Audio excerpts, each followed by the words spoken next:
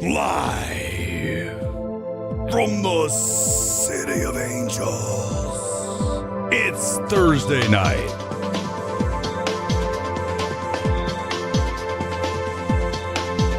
The box office preview show underway. Tonight, the live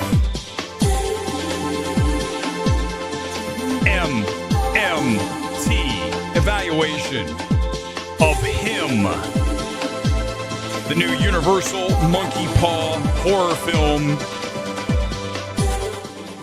Did Jordan Peele deliver as an executive producer? That's what we discussed here tonight on this Thursday. Thanks for being here.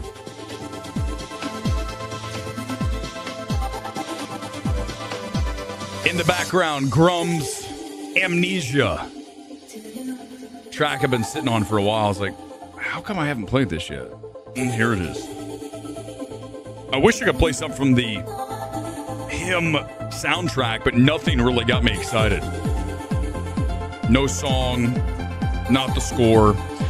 Here we go, guys, on this Thursday night. Thanks for being here. Let's go ahead and do the out-of-theater reaction. You can see me at AMC about an hour and a half ago. That's not a good face. It says, get ready for an F cinema score, y'all. Oh, we've got a lot to talk about tonight. It's the MMT evaluation of Him. It's live, and we get started now. Thanks for being here. Let's do it live. When I was a kid, I worshiped you. Do you want what I have? What are you willing to sacrifice? You're here for a higher purpose. Just think of it as a gift from the gods. What if I say no?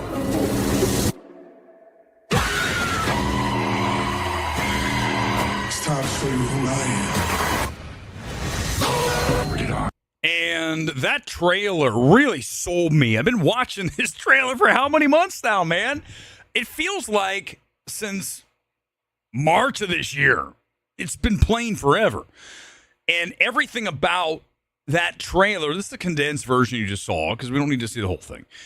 And what I love is the cinematography. I love the edginess. I love the substance-esque look of this thing. And then you get to the actual film and you're really let down. It does not live up to the trailer. Now, here are the things that I like about Him before I get into the things I do not like. And trust me, the do not like section is much longer and expansive than the do like. I love the premise, right? You've got this kid coming out of college, going to the pros, not the NFL, but the NFL. And I don't want to give this away. Let's just say that he wants to become the best that he can be. And his idol, since he was a little kid, his dad drilled into him that you want to be like Marlon Wayans. This guy is the GOAT. And that's cool, right? What will you do to be the best? To be a legend? That's an interesting concept and a premise that I really dig. So I understand why Jordan Peele wanted to make this movie. Because it has a lot of those elements early of that obsession with sports success, especially for kids, right? You foist all of these expectations onto your kid as the father does here. You're going to be the man. You're going to be him. And that, again, ideas for me. Ultimately, the films I like the most and recommend the most have big picture ideas and they deliver the best version of the film of that idea. And that doesn't happen here. It's a weak screenplay.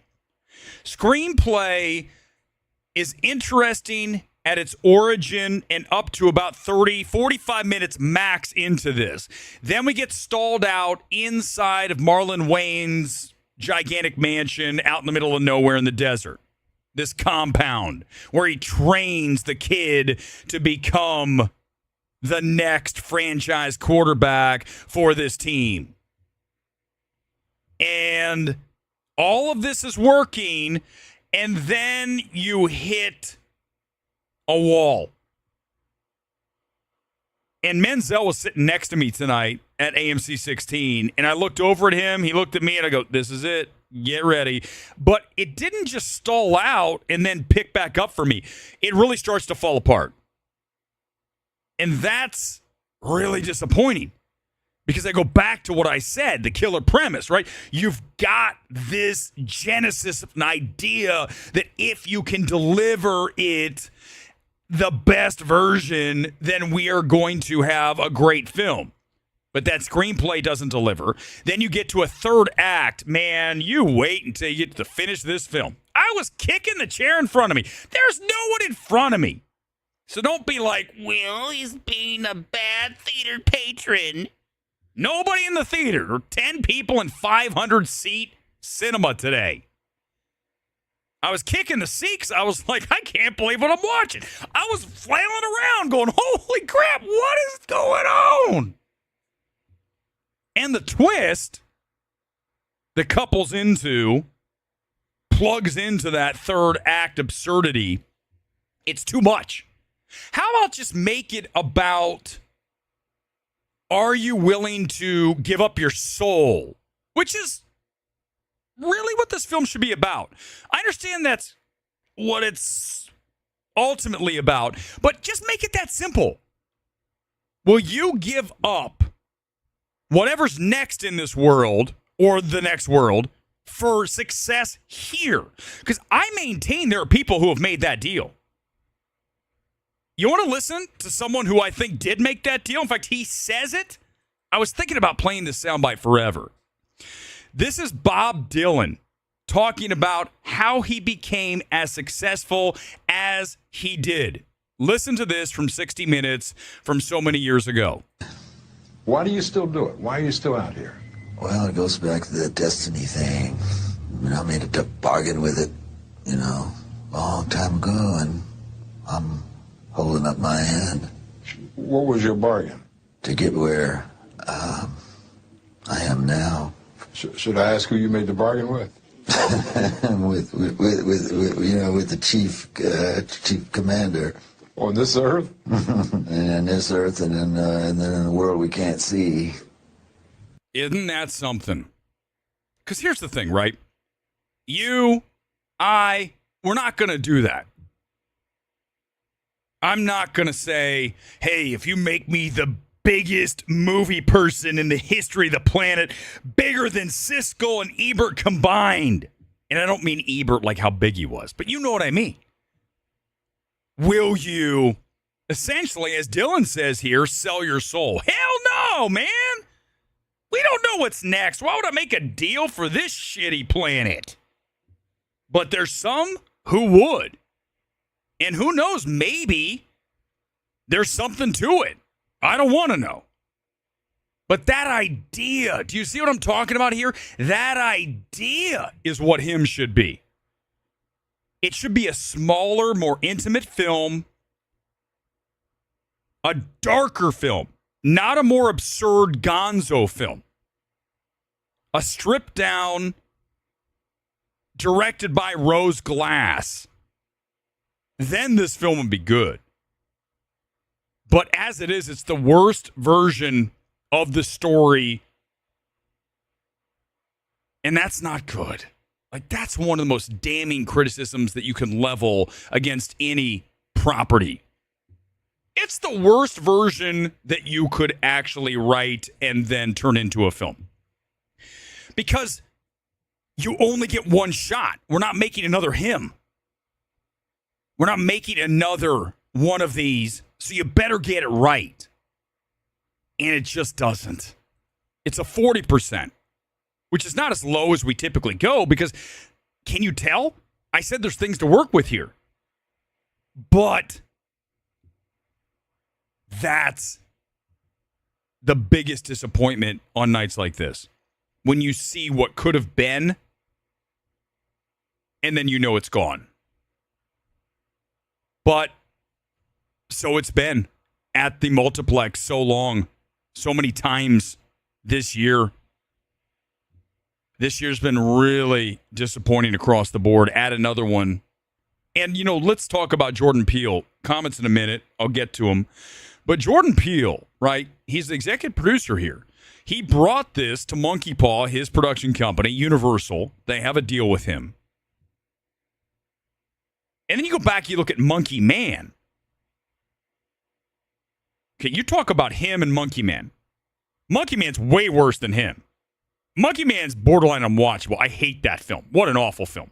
But here's what I'm going to get to. Forget about which one's worse. Jordan Peele, I don't think he knows what he's doing.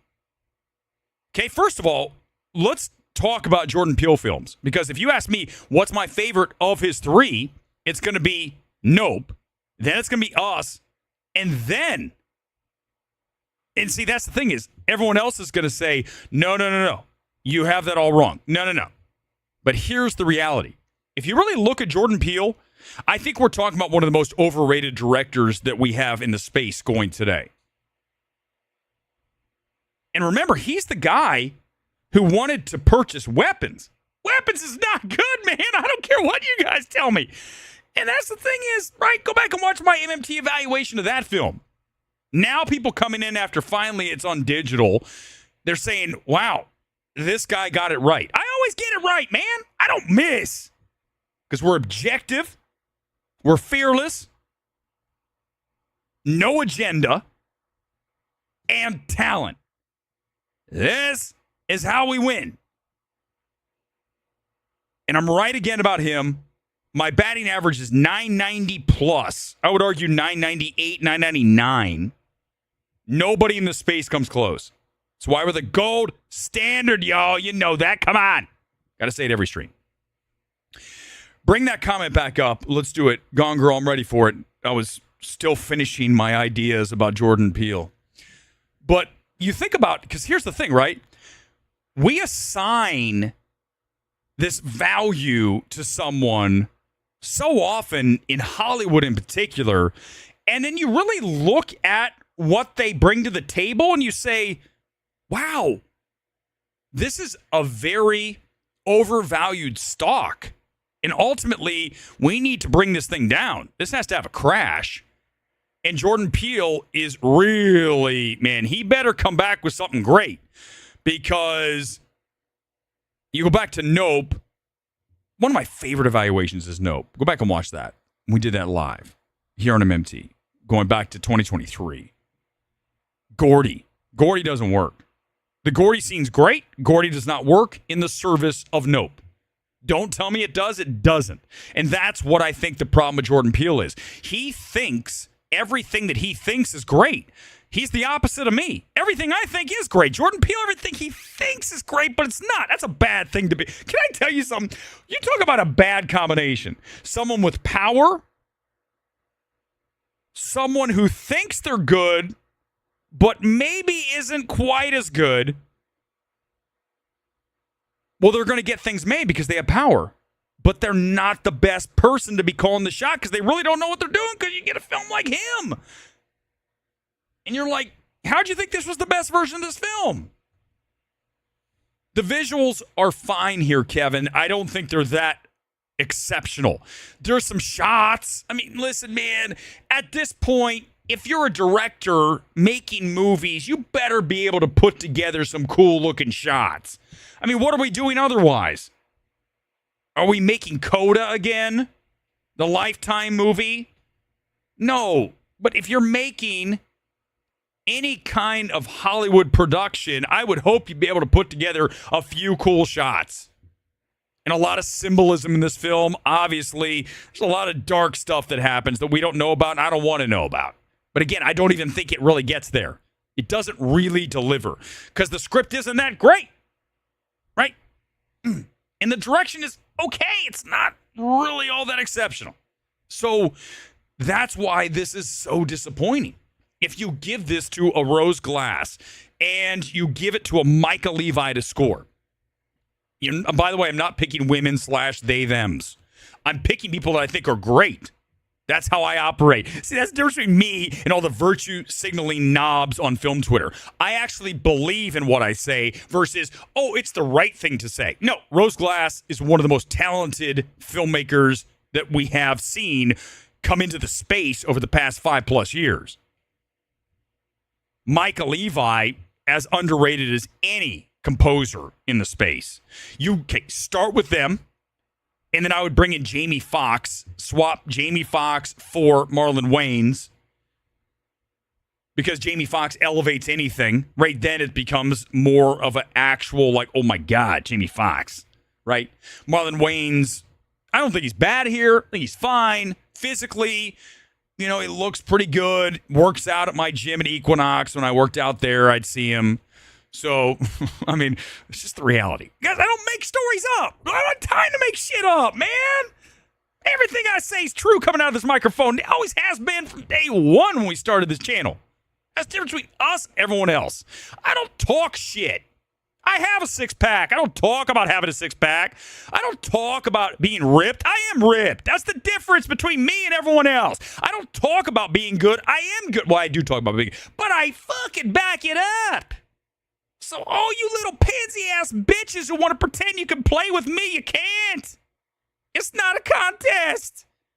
I will gut you.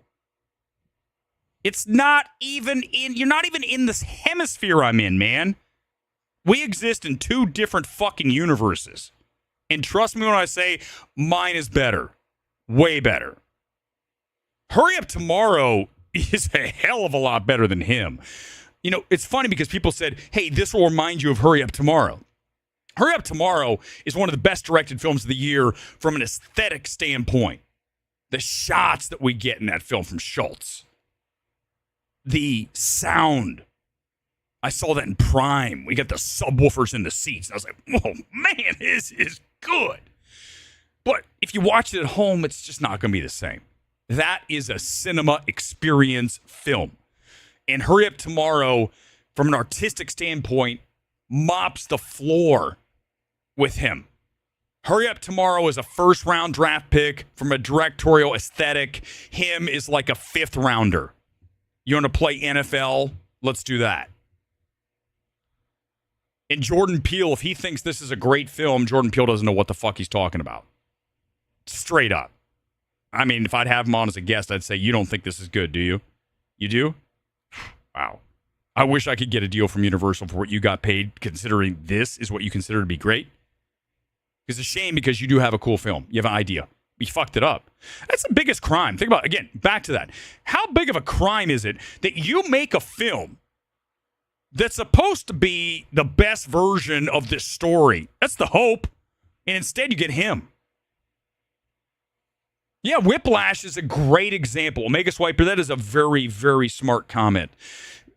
Right? What did we just say about him? Strip it down. Make it only about those two characters. Let them get in each other's face. Very simple. Whiplash, again. Dude, come on, man. No comparison. But yes, that's the film I want with the artistic flourishes of Rose Glass. Of Forja that we just got from The Substance. This isn't that good. But the trailer would have you believe we're looking at something that is my kind of film. And that's the disappointment, man. I just wish I could have different news. I just can't tonight. Let's check the sales, and I'll get to more comments here. As you guys know, we love to do the box office guess. We call it the projector here on MMT. As we look at the seat check here tonight, and this is from the IMAX Universal that went off about 50 minutes ago, really about 30. When you throw in the previews, I'm sorry, when you throw in the previews, it started 20 minutes ago. Maybe even less than that. But looks solid. It's a big theater. IMAX, getting Universal film. Of course, Universal's like, we'll put it in IMAX. Well, it's in IMAX because there's really nothing else. You got Demon Slayer second weekend. You've got a big, bold, beautiful journey, which we will break down on Sunday night. I'll get to that either tomorrow or Saturday. Hearing very forgettable things about that film. Disappointing because Kaganda delivered with Columbus. Never saw After Yang. I might try to squeeze in After Yang before I see Big Bold Beautiful Journey because I always wanted to watch After Yang, never did. But what I saw out of Columbus, okay, this guy, I like his grounded human kind of stuff. And I don't know. I don't know where it went wrong. Apparently it did. We'll find out Sunday. Maybe I'll like it. But okay, him looks good here. Let's check out a little later screening. Let's go to 10:15 IMAX at Universal. That looks solid too. That front is not where you want to be. You wonder why all those seats are empty. That screen's so big. If you're in those first 4 rows, it's not good. Man, you don't want to be there. You really want to be about mid where you see that right here. F25 is about, I've sat in F25 and it's okay. I saw Tenet in F25 when it came back. When it came back in IMAX for like that week, it was sold out every night. I was in F25 and that's pretty close, but it's manageable. You really want to be where you see the handicap symbol and beyond. Anything in the back is really good because it's such a giant screen. You just don't want to be up there in the front. But not bad. Let's check one more. Let's go Century City, and I'll give you my number here for the weekend. Century City is the other big AMC here. Burbank, Universal, Century City. You got the Grove, you got Americana, you got some other places, but these are the big ones. I'll skip Grove. I'll go to Century City. I'll go to IMAX 10:15 because 7:30 I don't think it's going to show up for us at this point. Wow. Looks good. Listen, I think there's a lot of intrigue with this film, as I was. I was excited to see it. When lights went down here tonight at the 16 with Menzel next to me, I looked at him and I said, I'm going to like this. I think I'm going to really dig this film. And he's like, well, I've heard people that saw it and said it's not very good. I'm like, okay, well, I don't trust anybody. Yeah, I don't trust anybody. Why would I? I don't trust anybody in the space because the majority of them aren't very good.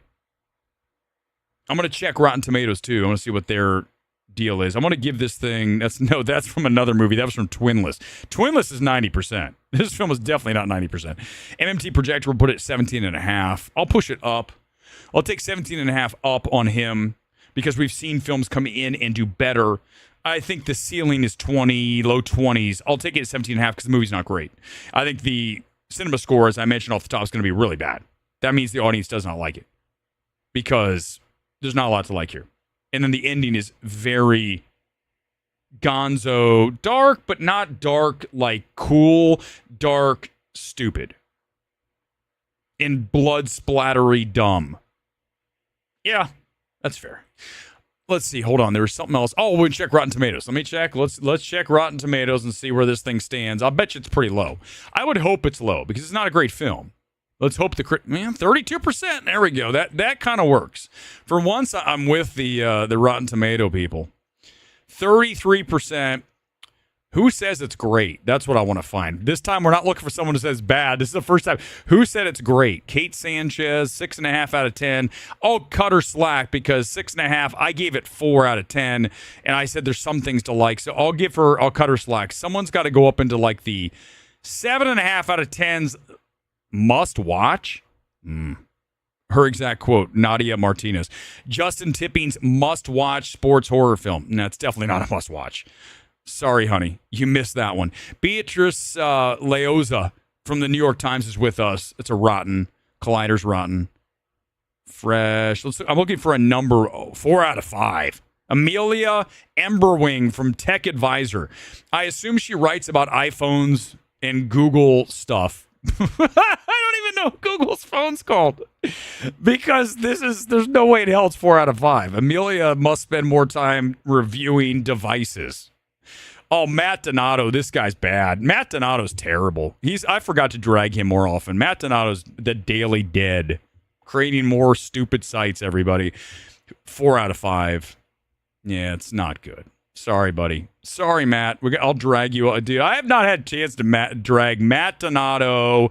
Who's the other guy from the other horror thing? He's terrible, too. Guys, listen. I'm going to be honest with you. You've heard it before. How many critics are good in the space? 10? I don't think it's even 10. I think it's less than 10. If someone says fantasy, I will bounce your ass. Hey, Gone Grove, if someone says fantasy, I want you to throw them out. I want you to ban them for life. There's no chance they're ever coming back. I'll do some comments here because truthfully, that's it. I don't want to get into anything else. You want to talk about something, I'll talk about it because I got a few extra minutes here.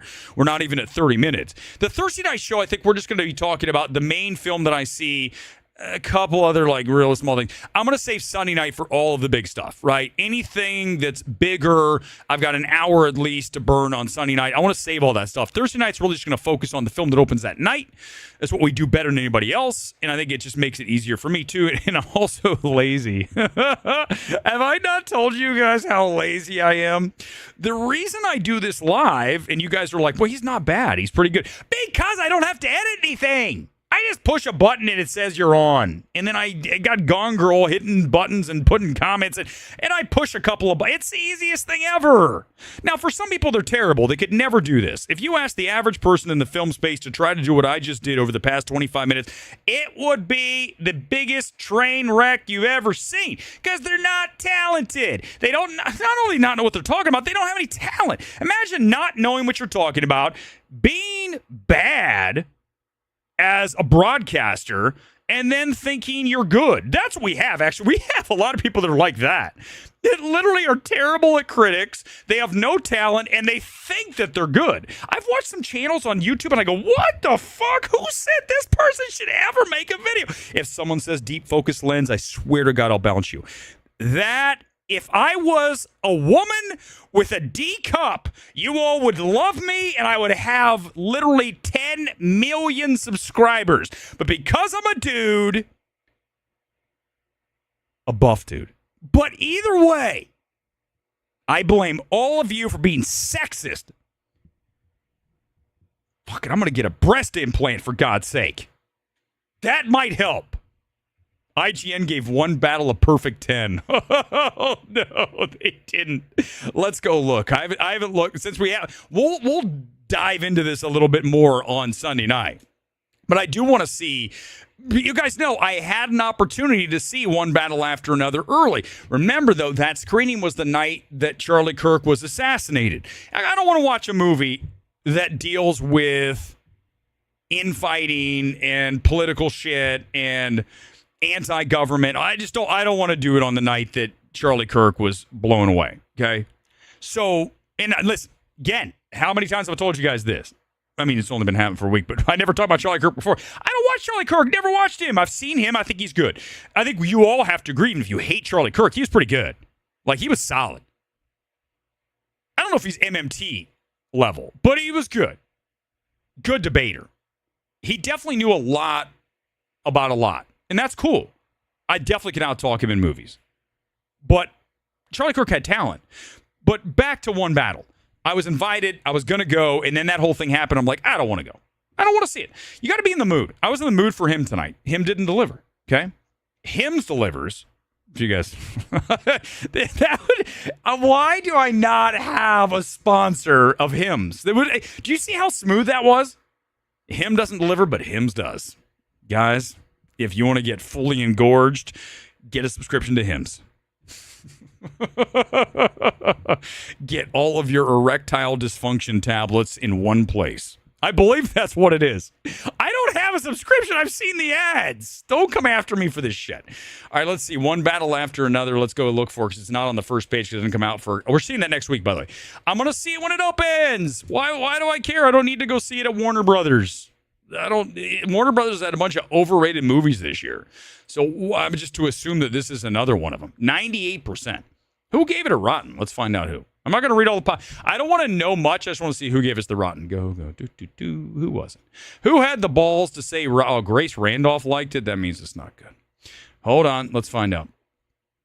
I don't see who's there's there it is. Oh, our boy William Bibiani gave it a rotten. Wow. I don't want to read what it says. I'm not reading because I don't want to be at all influenced or altered in how I'm thinking when I walk into the movie. So I don't even want to know. I just know that it's got a crazy high. It's the best movie ever.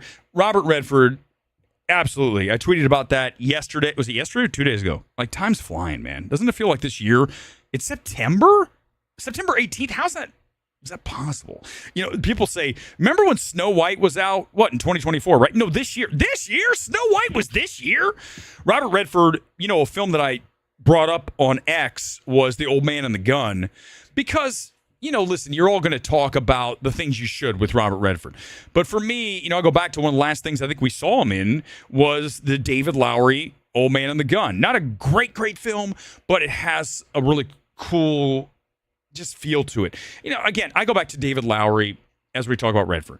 Lowery is one of the most malleable directors that we have. You can put him in Pete's Dragon and then Ghost Story and then Old Man and the Gun, and he'll deliver all of them, right? Most directors can't do that. They work in one space and they only do one kind of thing. PTA, I think, overall, but David Lowery, I would argue, has more. You look at The Dark Knight. You look at Dark Knight, The Green Knight. Dark Knight's definitely better than The Green Knight. But still, Lowery's just does a lot of cool things with his films. But Redford, one of our last movie stars. When Tom Cruise goes, it might be over. Brad Pitt, there's not many left. So, yeah, but we knew at some point he's 80-something years old. I mean, we're seeing people die younger and younger nowadays. The died suddenly group, 40, 50. Really? That's kind of crazy. I'm not going to get into it. That's a whole nother stream, isn't it? But yes, I would agree with you, Kevin. Thank you for Super Chat. Really appreciate it here on this Thursday night. Other comments I can get to before we roll out. I really appreciate everyone who watches. I mean, listen, this is just something I just turn on the live, push the button, and I go, and I shoot. I turn on the lights here, and we're ready to go. It's that simple. There's not a whole lot of... I like to just let it rip. There's not a lot of scripting. The only thing I have to really kind of script are the things you see pop up at the bottom. Hymns does get you cinematically erect. Yes, Louise Trace. I would agree with that. I would agree. But yeah, listen, 100%. Kaibi, this is what I said. If we were to break it down to one thing here tonight, the number one thing to take away from tonight from him is it's wasted potential. And that is the thing that hurts the most when you go to a movie. You really want, again, to see the best version of the film that the filmmaker hoped to make. And this just isn't the best of the concept, of that genesis, of that idea of what will you do to be him, to be the GOAT, to be famous. I mean, this town is full of people that will do anything to be big. And I do mean anything. That's why we played the Dylan clip. Again, you don't think that way. I don't think that way. We wouldn't do that. But there's plenty of people who would. I think that's one of the big mistakes that people make in this world. And we've talked about this a lot here in MMT. When you think everyone is as benign as you, everyone is as, I'm not going to be that edgy. I'm not going to do this. Well, guess what? There are people who will. And they don't care because they're driven by money, by power, by fame. And if you're driven by those things, those are earthly things, right? And this is not a religious show, but those are earthly things. So if that is what drives you, then you might say, hey, I'll do whatever it takes. And that's what him should have really focused on. And it loses focus on that, and it should have been tighter. It should have been more skeletal with flourishes rather than over the top. And that third act is really just something. If you guys want to go watch a movie, go see it this weekend. Come back on Sunday. You're going to see the movie I saw. There's not a question about it. And that will be fun. Talk about that on Sunday. In addition to One Battle After Another, we'll get into a few more of those reviews. We'll have my take on Big Bold Beautiful Journey, which I believe is not going to do well this weekend. That has Margot Robbie starring. But listen, here's the thing, right? Movie stars don't matter anymore. It's about the property. Property delivers, right? Brad Pitt is a big deal, but F1 is bigger than Brad Pitt, okay? Tom Cruise may be the last big movie star. Margot Robbie, you get her outside of Barbie, you look at a Babylon. Horrible film. Don't even get me started. Don't do it. Stream's almost over. You look at the films she's been in, she hasn't had huge box office success. Look at Birds of Prey. So here she is again with a film outside of a massive IP, and Margot Robbie, although we will all agree, is drop dead gorgeous. You still got to sell tickets, honey. And she's not it looks like. We'll talk about that film in addition to whatever else you want to discuss. That's on Sunday night here on the Sunday Evening Spectacular. Until then, peace out. I'm going to bed. I'm tired. Good night. Thanks for being here from LA. Bye.